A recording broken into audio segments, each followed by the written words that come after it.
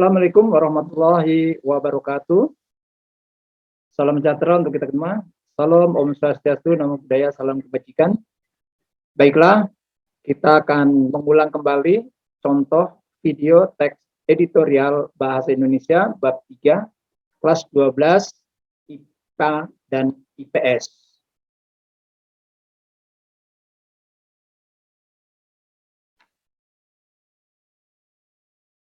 Pernyataan pendapat sebagai sebuah pengenalan isu yang sering disebut dengan tesis.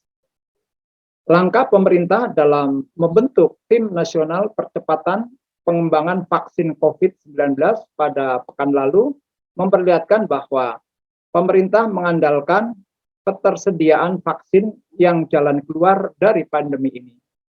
Tim yang terdiri dari sederet menteri, lembaga riset, perguruan tinggi, serta Badan Pengawas Obat dan Makanan (BPOM) akan bertugas hingga 31 Desember tahun depan.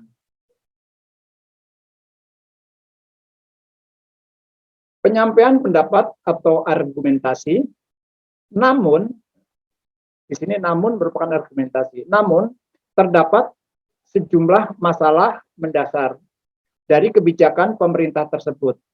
Pertama, tugas dan fungsinya dapat tumpang tindih dengan Komite Penanganan COVID-19 dan Pemulihan Ekonomi Nasional yang sudah dibentuk oleh Presiden.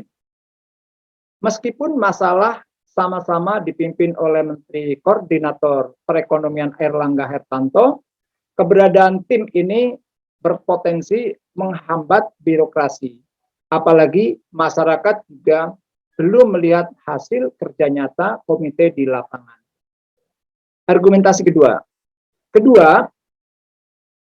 Keberadaan tim tersebut juga berpotensi berbenturan dengan tugas konsorsium riset dan inovasi COVID-19 yang dipimpin oleh Kementerian Riset dan Teknologi atau Badan Riset dan Inovasi Nasional.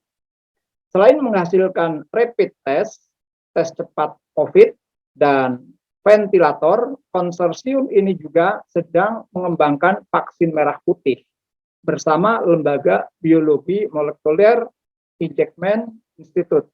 Sebetulnya, pemerintah bisa saja cukup menugasi konsorsium ini untuk melaksanakan instruksinya perihal percepatan pengembangan vaksin. Selain itu, ruang lingkup tim tidak terlalu jelas.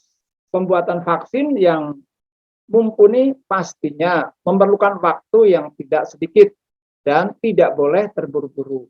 Misalnya, masyarakat tentunya tidak mau percepatan pengembangan vaksin merah putih malah memicu pertanyaan dua riset global akan kredibilitasnya, bahkan pemerintahnya sejak terkesan tidak percaya dan membentuk tim lain untuk melakukannya.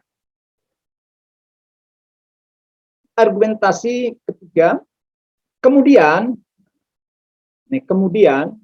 pemerintah seharusnya sangat paham bahwa uji klinis terhadap ketiga adalah tahap paling penting dari pencegahan vaksin atau obat. Uji klinis fase terakhir ini tidak dapat dilakukan dengan tergesa-gesa. AstraZeneca dan dari Universitas Oxford bahkan terpaksa menghentikan ujian klinis buat mereka ketika menemukan peserta uji klinis di Inggris mengalami efek samping yang serius. Sehingga rasanya tidak akan banyak yang bisa dilakukan oleh tim nasional bentukan presiden ini. Penegasan ulang. Penegasan ulang itu berarti mengulang dari awal. Daripada hanya mengandalkan vaksin saja, sebaiknya pemerintah bisa memperbaiki kapasitas pengetesan dan pelacakan pasien suspek. Melalui berbagai pusat pelayanan kesehatan, sebetulnya pemerintah dapat memperbaiki kualitas pengobatan pasien dan kesiapan tenaga medis agar angka kematian pasien COVID-19 tidak terus meningkat.